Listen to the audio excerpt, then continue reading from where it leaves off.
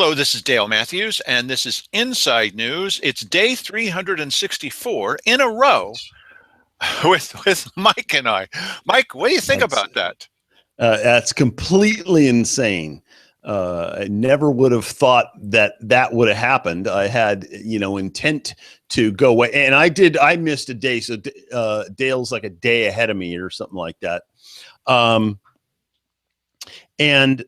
I wouldn't have thought that I would have done that. In fact, I had no intention of doing it every single day. And I had, intention to leave. I had business to do, and it turned out that, I'm sitting in a hotel room doing nothing anyway. Might as well tap into the show. Yeah, I can't believe it. Really can't believe it. A number of people seem surprised that there was enough news. We do go back over things. Of course we do, because there are a lot of people who say, really, there's something going on with Simon Hare? Yes. Okay, so occasionally we do go back over things, but more than anything else, we've been out there ahead of everybody else, really way ahead of everybody else, with certain news stories. Okay, not every news story, but certain news stories.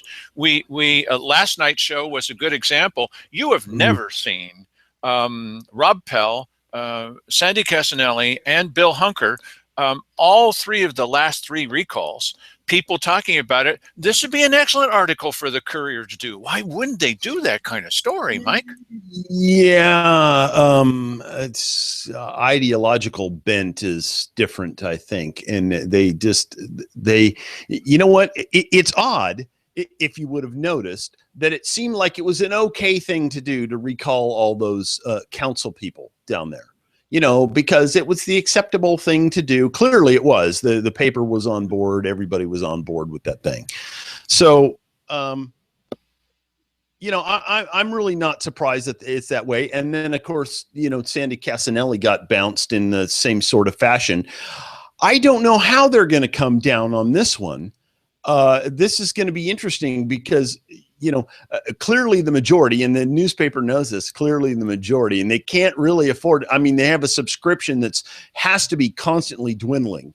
And so they have to be worried about, hey, do we alienate the rest of the people who stomach our paper on a daily basis? That doesn't bother Carl Wilson and Kjo. I mean, they're constantly doing that. Okay, so it'll be interesting to see how they come down on this, because they've seen the polls too. Yeah, it's going to be interesting. And that was a great. I went over and I listened to it again afterwards, because I was in the midst of the show. I'm busy trying to make things happen and stuff like that, and I'm not catching everything that's happening there. And so I went back and listened to it. Wow, they really put Rob Pell through the grinder. Yeah, we're going to have Rob Pell on again, just Rob Pell with us, and he's going to tell us many more details of that than has ever come out before. That guy, they were trying to destroy him. Yes, clearly. Well, we're going to do more of that, but we also have a little piece of news. When you hear this, you're going to say, well, of course, but here's the latest going on with Simon Hare. As it turns out, there was a press release that was put out today to all Oregon journalists, and we got one too, of course, from Jacob Daniels. He's Simon Hare's attorney, and it's the title of his recall petition, Commissioner Simon Hare.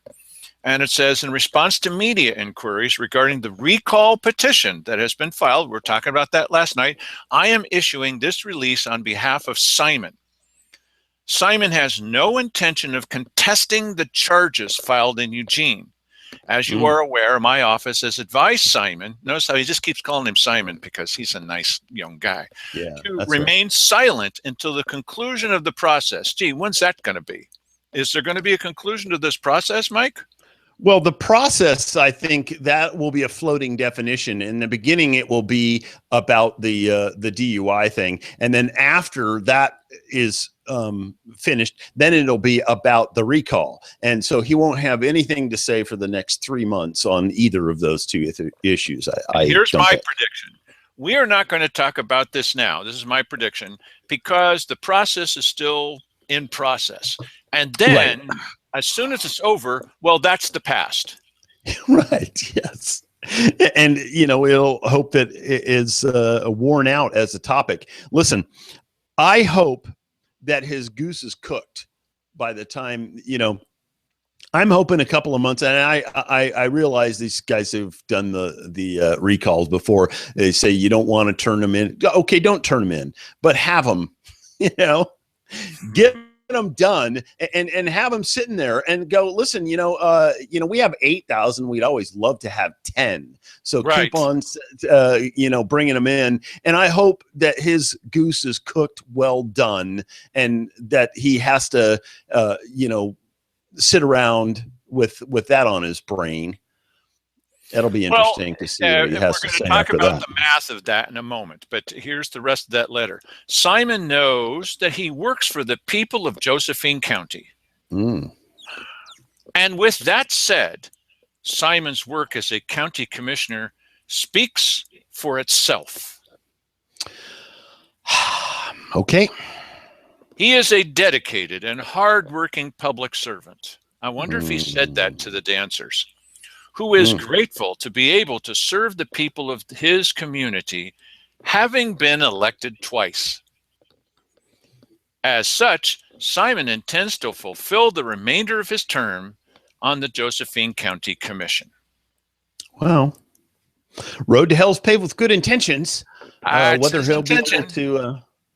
whether he'll be able to do that or not, it's another story.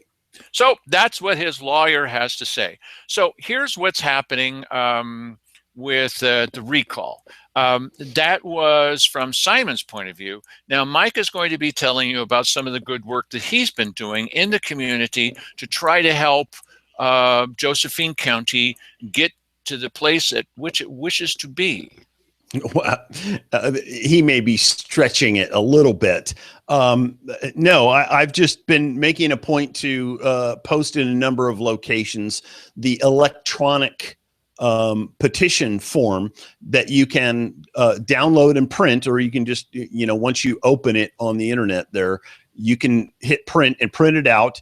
It has the chief petitioner's name and address on it. So you can put that on an envelope. You can sign it and date it in the appropriate place, print your name, and put that in an envelope and send it back to them. You'd be doing a great service to the people that are going to be, beating the pavement, trying to get signatures for this recall, and, just save them that trouble. I realize it's going to cost you a stamp, but it's worth it to me.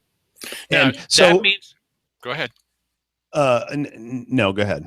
That means you don't need to wait for somebody and seeing somebody in order to be able to fill one of these out. You can do it at home, and you can take your time, and it's going to cost you a stamp, but then there's going to be no question. My understanding is, as long as you're a registered voter, nobody's going to be looking over these rolls, and there are several steps that are skipped by state law that are legal to be skipped, and then you just send it to the guy. So it's going to cost you, how much is a stamp these days?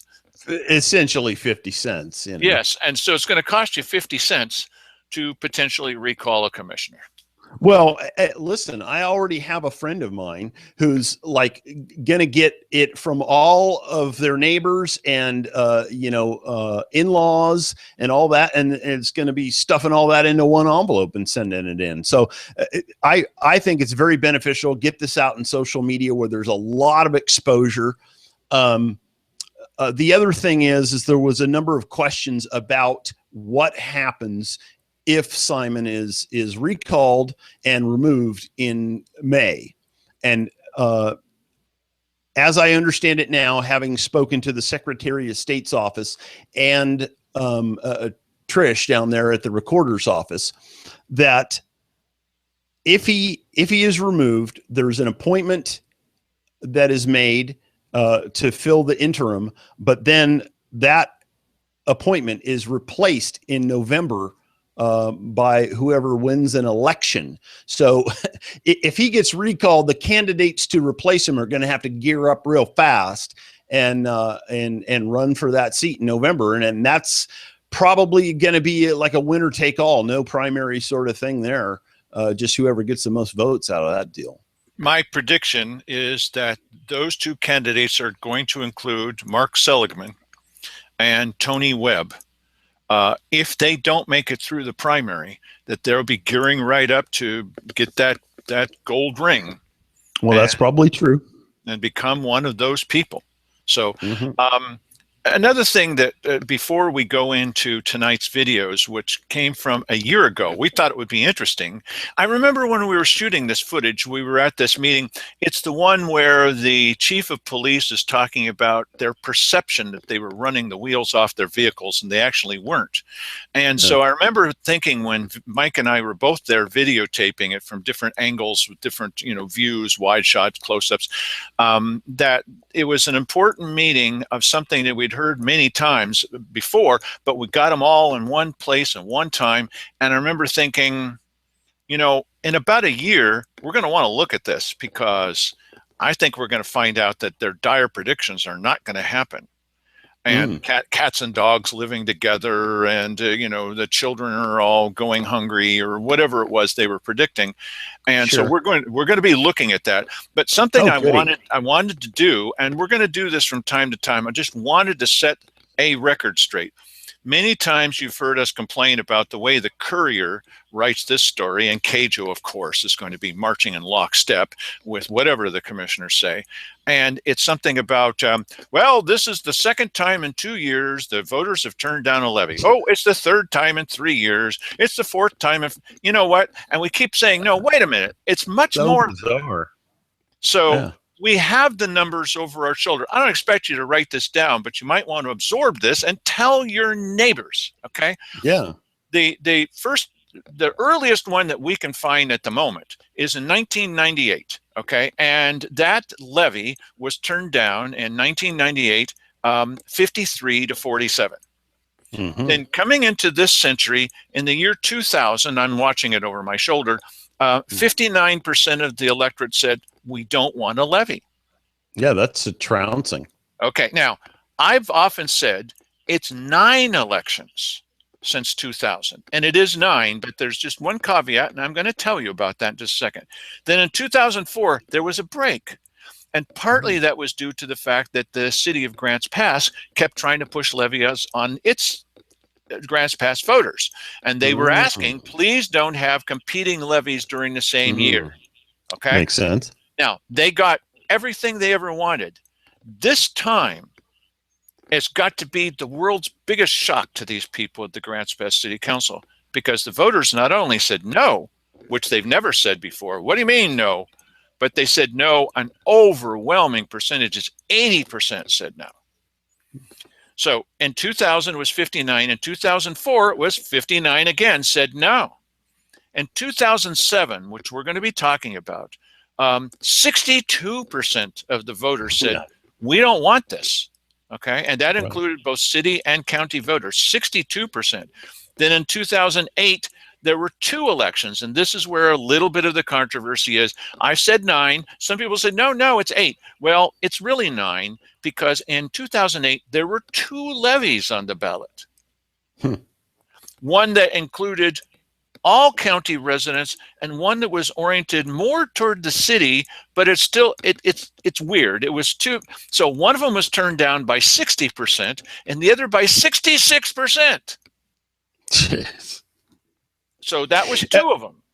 There appears to be a trend. We need Bill to make us a bar chart. Showing this, because that is a I mean, the rejection numbers are getting higher and higher. Now, in 2012, that's a 4-year gap there, and it was made up mostly by Grants Pass City victories and wanting more money. And in 2012, it was defeated by only 57%, but that's still pretty solid. Almost any election, 57% is just a slaughter. Now, here comes the turning point. 2013, you can see it over my shoulder. 2013 was the year that Lisa Shipley was telling all of her senior clients and going around to the retirement homes and warning them that her office might close if they didn't vote for this. Mm. 2013 was the year that the very stretched and overworked DA was actually leaving his office in the middle of the working day to go door to door.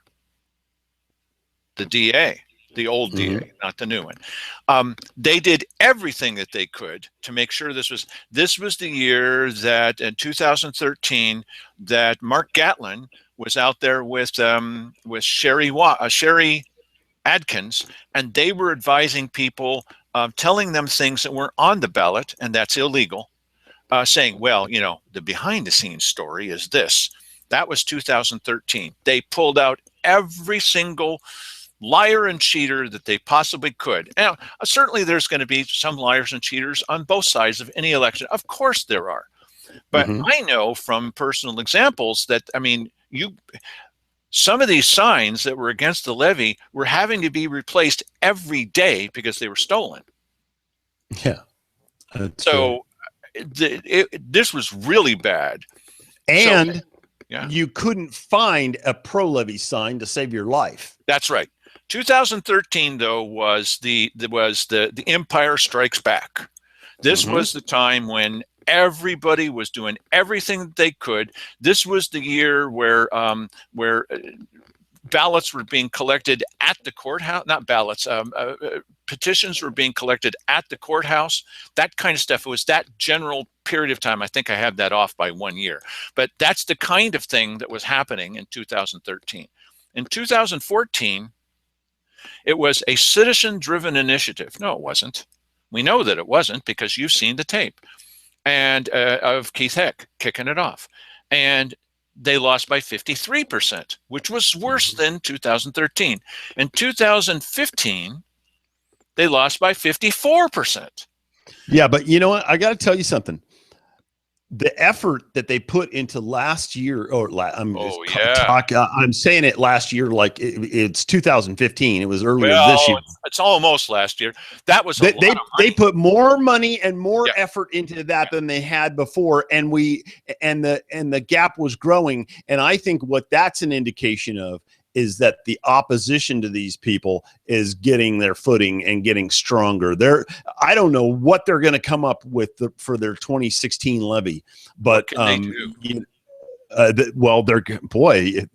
better be loaded for bear because we've got all the ammo here. The big thing that they've got going for them this time is they're going to suggest whether it's Tony Webb and her 99-cent levy or whether it's Cheryl Walker and her 4 little levies. Is there really any difference? The big thing that and also Mark Kelsey, he has now said that maybe it'd be a good idea to have 4 or 5 little levies. Okay. So you're going to have commissioner candidates that are going to say this kind of thing. And the big push they're going to make is to try to get you to say, well, if you're not going to do this, can I at least get to first base with you? How about second base? And they're going to try that. Okay. Mm-hmm. So they're going to try to get this in the door. And as you'll hear from the videotape that one of these days we're going to play for you, they're saying, well, that time wasn't enough money. Well, if that's not enough money, then how's a smaller levy going to do it? Yeah, you know what? If I have a candidate who comes at me with that one, I will pretty much know, what the inclination of that particular person is, and I'm no longer interested. Yep. The bottom line is I understand. Here's the challenge for a commissioner candidate. He's going to run, and now he's got to come up with, what am I? Or she, what am I for? Sorry, whatever. What am I for? Yes. How am I gonna solve this problem? And then they start thinking exactly like the candidates that we've had in the past. Well, the only thing that we can do is take money from people and give it to government. That's how you do it. We'll tax ourselves into prosperity, as Sandy Casanelli. Right. Yeah, and that's silly. Just go. You know what? They're missing the Trump angle on this, and that is do the opposite of what everybody else is doing. Everybody else is doing the same stupid thing that they've been doing as commissioner candidates for probably the last 50 years. Dare to be different, for crying out loud. Well, you'll hear on our tape, here's SOS and Cuff saying, oh, by the way, what other alternatives have you come up? Oh, we've come up with plenty of them. Really? Oh, there's plenty of ideas of other things that we can do. Really? And what are those? What are Well, they? listen. I think there's one angle, and that is the federal government has an artificial economy existing in this county. Yes. And they are the perpetrators of it. And Yes. you have to attack the perpetrators. Say, listen here, you guys, you're forcing this situation to be as it is. You could alleviate this problem tomorrow if you chose to do so. So I'm telling you to do it. You know, somebody has to come and have a strong hand with these people on this stuff. None of the tax increases, everybody knows, everybody that lives in the county knows, and what's why they don't vote for the levies is that if you vote for another dollar, you know, to the sheriff's department, you know, another dollar per thousand, you will see no difference. You will see no difference at all. It's going to be imperceptible. And we've known when they've had more money than that in the past, that there hasn't been any difference to today, essentially. All right. So this is probably a bad analogy, but it does remind me of my nieces and nephews. If you ask them any day of the week for any meal, what do you want for dinner? Pizza, pizza, pizza, pizza. Always nothing but pizzas. Okay. And then their parents would say to them, no, we're not having pizza. We want pizza. Every single night, every single meal, they want a pizza. No, you're not having pizza. Okay. Now that you know you're not having pizza, what else might you want? And then they started thinking about what else could we possibly have? Well, it's always going to end up being some kind of fast food, probably, according to them. But as long as you've got pizza to go back to, they're always going to pick it. So it's almost the same as this. Once you take levies off the table, well, there's nothing but levies. You ask SOS and Cuffs and the sheriff and the commissioners and half of the candidates, there's nothing but levies. Once you take levies off the table, 4 years of no pizza. 4 years? Now what are you going to eat? The people, yeah, of course. Yes, but listen. And listen, as we know, with, you know, I mean, if you're over 40 years old, you understand that to get things done in this life, you have to put people in a position where you must achieve this. yes. And you have no other alternative, that this is the only road you can go down. Now get going. Yes. Now, up to now, it's been, taxes is the only way. But it never works. It never works. It's insanity. Right. Yes, they're in a box and they can't get out of the box. And what you have to do is you have to rip the box away and force them to live in the environment outside of that box. And once you rip that away, really the only thing left is hey, wait a minute, our economy. Listen. Take a good look at it, for crying out loud. Step outside of, you know, City Hall or the commissioner's office or whatever. Go out into the community and find out what's missing here, what used to be here that isn't.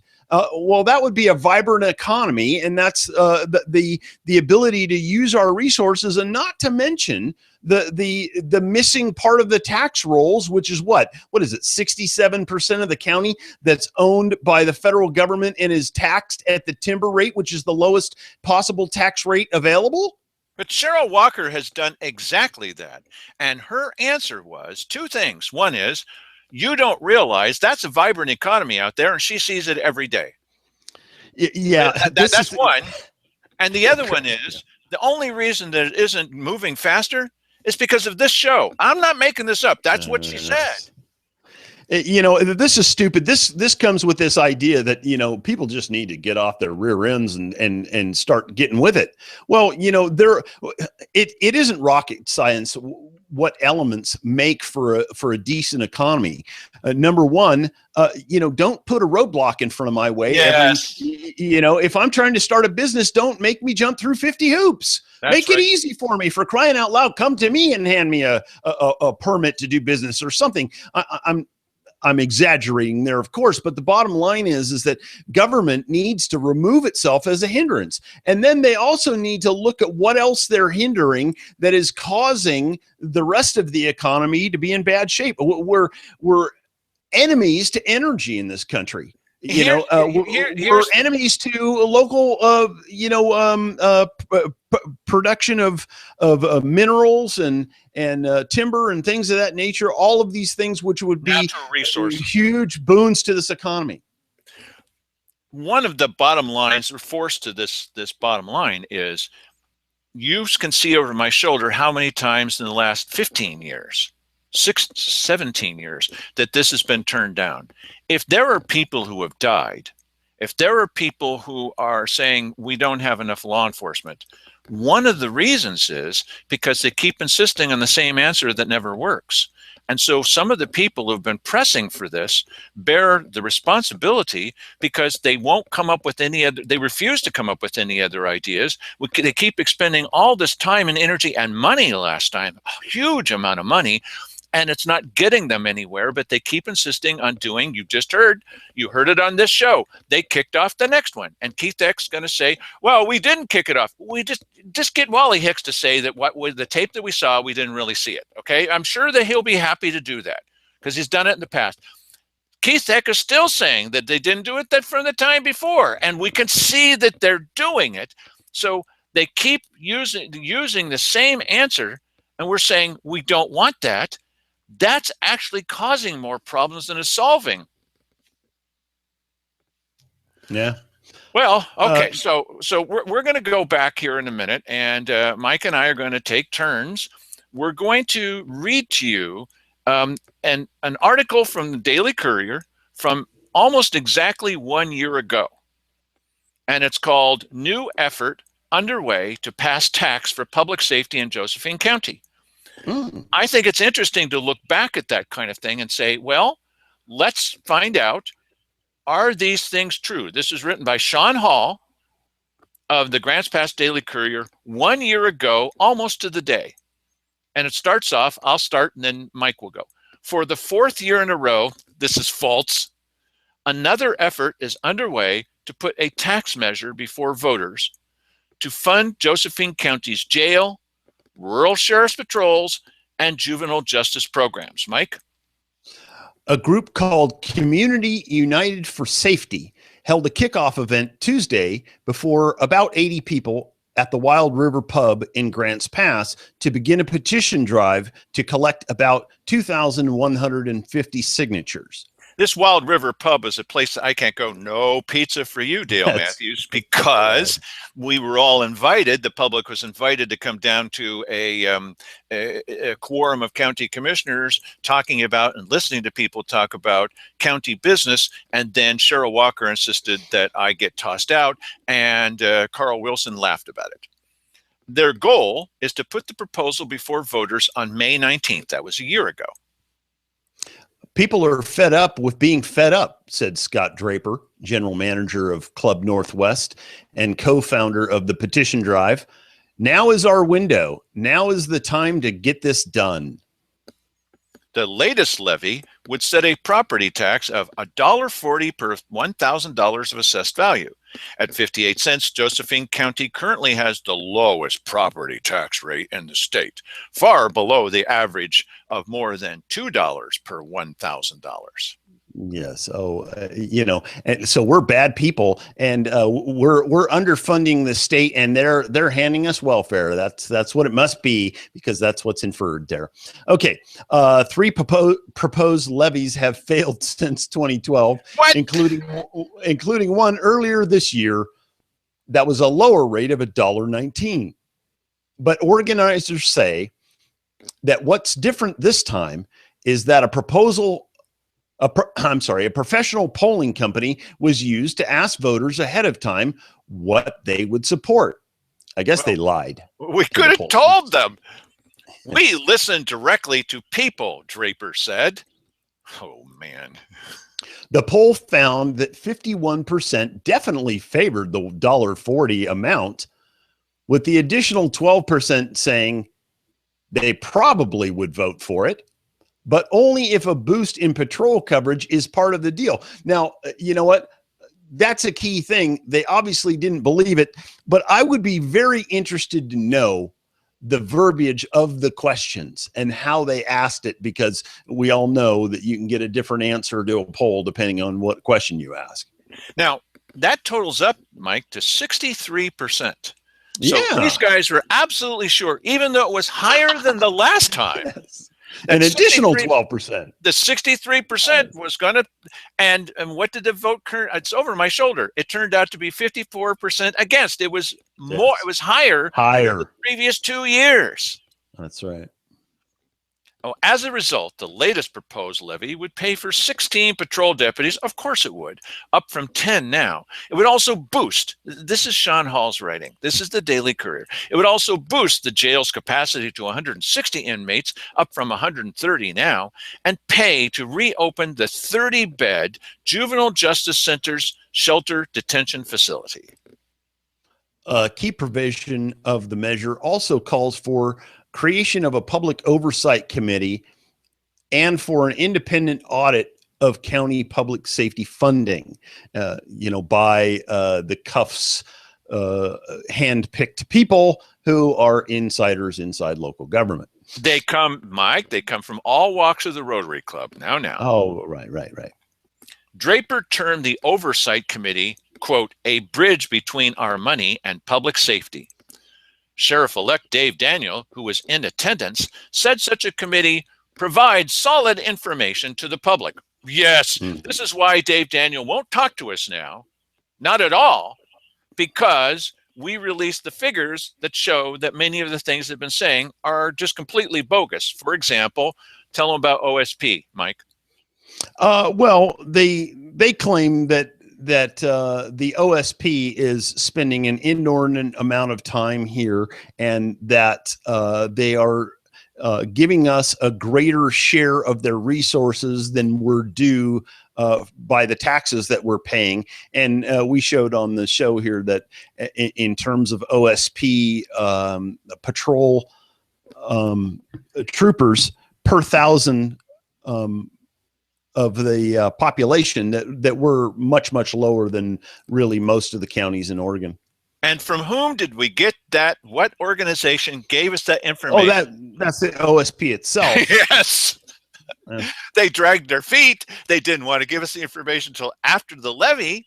Well, perhaps that was just a coincidence. Okay. Voters last May, by 52 to 48% margin, turned down a $1.19 levy that would have allowed the 262-bed jail to be filled to capacity. And this is not what the chief of police said, and reopen the juvenile center. However, that measure didn't call for direct funding of patrols. That was the only missing element. And when they added that, they lost by more. With no federal timber subsidies on the horizon, the jail might close, Daniel warned. Inmates might then be housed in other jails in other counties under contract. Well, it turns out that Sheriff Daniel, if with that prediction, was just a little bit off, yes? Slightly. Very likely, this is a quote, very likely commissioners will close the jail. Daniel said after Tuesday's event, let's just hope that doesn't happen. Very likely commissioners will close the jail, Daniel said. You can see why he doesn't talk to us anymore. Daniel, a Grants Pass police officer who defeated two-term incumbent Gil Gilbertson last month, had no specifics on what his patrol force would look like if that does happen. Quote, I will do the best I can with patrol to get some kind of emergency response, he said. 3 times in the last 3 years. Boy, again, they're saying this? 3 times in the last 3 years, voters have turned down levies designed to offset cutbacks in timber harvests on federal lands in the county. Recent congressional efforts to continue the subsidies have failed. Recent congressional efforts.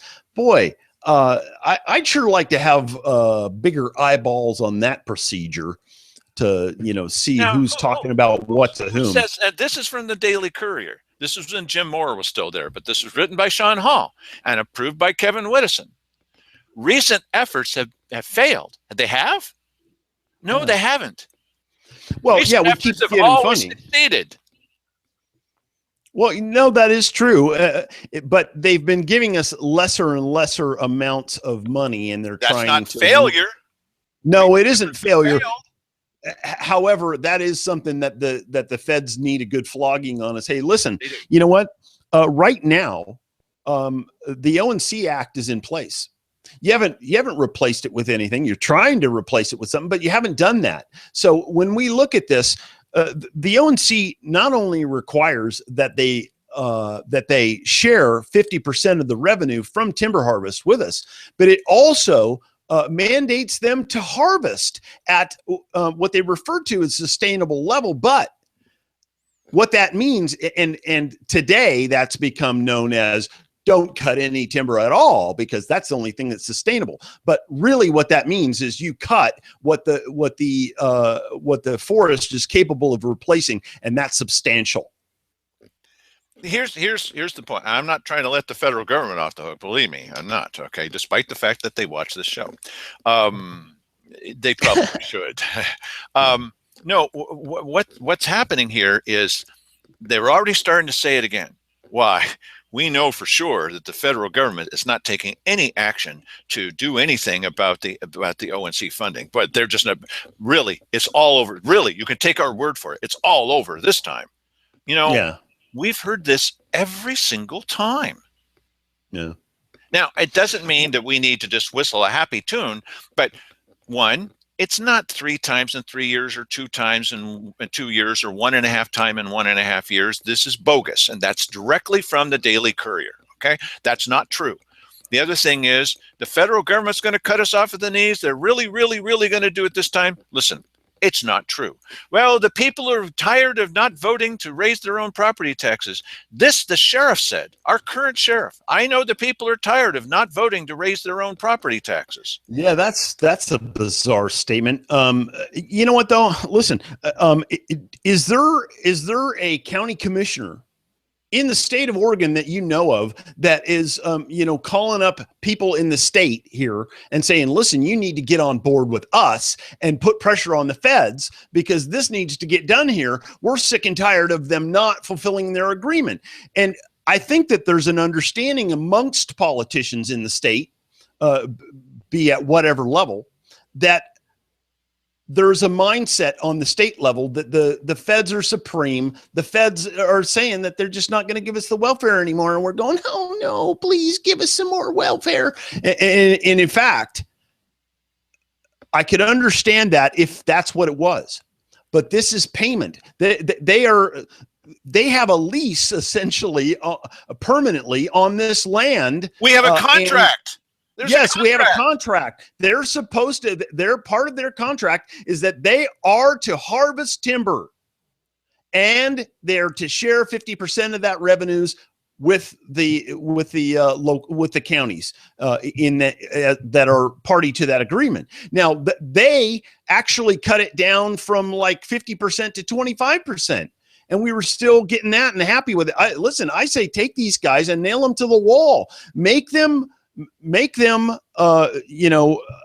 fulfill their end of the contract. Okay, so we talked about this for a couple of nights. Mike, what is Cheryl Walker's response to the idea of getting involved with a lawsuit with the federal government? What does she say?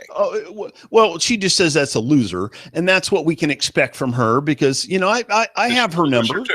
Yeah, okay. Number two, what is it that Keith Heck says?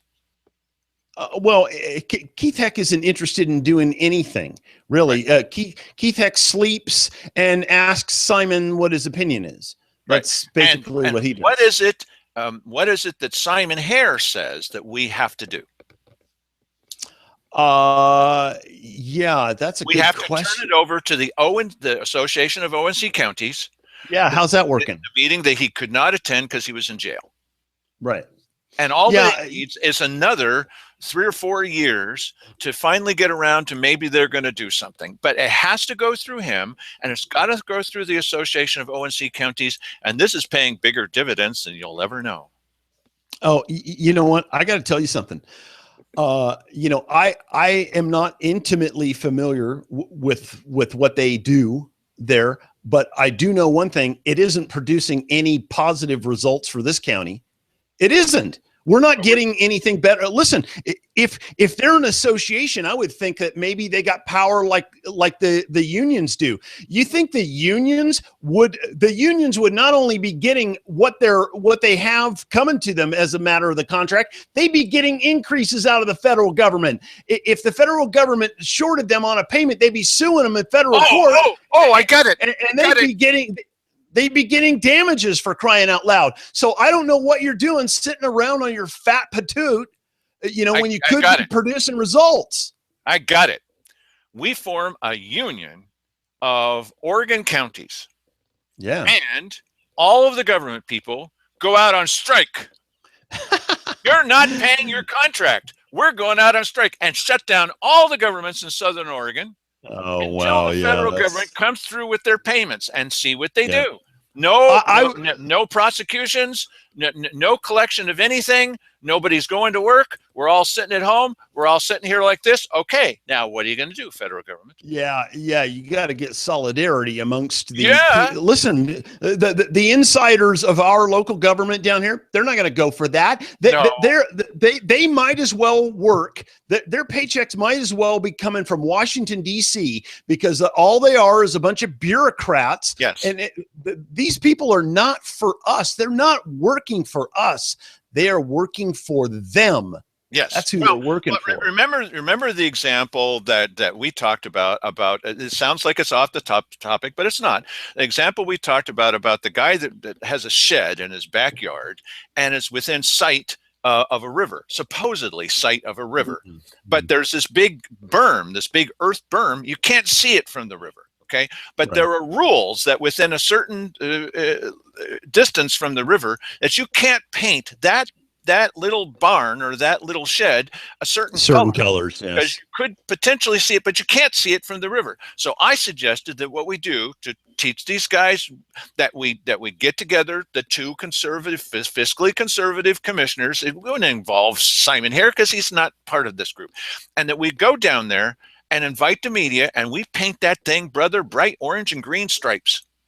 And we put on there the logo of the Josephine County. And we stand there like this, and we have our picture taken saying, okay, now what the heck are you going to do about it? That's right. Now, I know it's just symbolic, but I mean, yes, but symbolism is better than nothing. We have to begin defying these people because they don't have our best interests at heart. They are using our money to continue to hold us under the boot of tyranny. What are we, stupid? I mean, we're a bunch of sheep here, for crying out loud. Yeah, right. It's important not to be collaborators anymore. Oh, we're going to cooperate. We're going to coordinate. No, you're collaborators. And it's important to say no to collaborators, no to people who want to be the new collaborators, no to people who are wavering. Gee, I don't know if I want to be a collaborator or not. Get rid of those people. Okay. Well, I like 4 little Texas. Get rid of those 2 people. There's 2 of them now. Yeah. Well, I like 1 little Tex. Get rid of that person. Right. And just stick with the people who are saying we need a break from this thing. We need to put our foot down. We need to say to the federal government, this is what we're going to do. And we need to start a ruckus about what we can do. As Mike said, this is a really good point, Mike. As Mike said, if we were a union, if we were unionized, we wouldn't put up with that now, would we? That's right. We wouldn't. And stop saying no. Stop saying that you can't. I mean, you say no because you don't have a good argument. That's very good, Mike. That's right. No. Right, because you can't conceive of a world where you could make the federal government, acquiesce to your demand, but you can. You actually can. Until just recently, you couldn't stand up against City Hall, but we do it on a weekly basis now. Until just recently, you couldn't get up at a weekly business session and tell them they're full of it and show the tape that shows that they're full of it. Until just recently, we had no tools, and we certainly didn't even have a newspaper that would even pay attention to any of this stuff. Now we're starting to get some of this, and okay, so we're Revolution Central. I'm fine with that. Yeah. We're going to do this. We can do this if we insist on it. So we've got some tape to show you. We're certainly not going to get through the whole meeting now. Oh, we're not going to get through any of it. But next time, Yes. next time we are going to play some video for you, and you're going to say, "Whoa, they're playing video now." That's what you'll say. Yes. Well, listen, and this is interesting here at show 364 that we didn't have to do any stretching or anything like that. You know, we weren't, in a situation where we had to grab content out of nowhere. There's plenty to talk about here. There's plenty that needs to be done. And there's always a subject that deserves more attention by the public here in Josephine County. And you know what? If we had more of you people on our side, this fight with the federal government and the fight, against government, against the people, this wouldn't be a no-brainer. These people will fold. They're a house of cards. They're a paper tiger. And all you have to do is show a little bit of guts to them. But because people go on about their regular daily lives and can't be bothered with what's going on, then things pile up and get worse and worse. And pretty soon you discover that the load that you're carrying is more than you can bear. Well, why? Now, if you just do something now, you can lighten the burden, and life will be better for everybody. Really, it will.